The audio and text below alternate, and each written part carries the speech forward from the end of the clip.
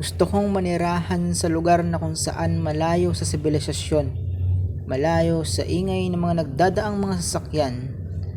Yung ang maririnig ko lamang ay mga huni ng ibon, kalabaw at iba't ibang uri ng hayop. Tahimik na tahanang napapaligiran ng mga halamang gulay at halaman sa bakuran. Makalanghap ng sariwang hangin na dumadaloy sa mga dahon ng puno. Ang pagbuhos ng ulan kasabay sa pagbuhos sa iyang pagligo. Ang tubig na galing sa bukal na kahit walang yelo ay malamig ito. Sa malayong lugar na ang inaapakan ko'y lupa at hindi mga semento. Ang naggagandahang mga bulaklak, ang rikit ng halimuyak ng pagkagalak.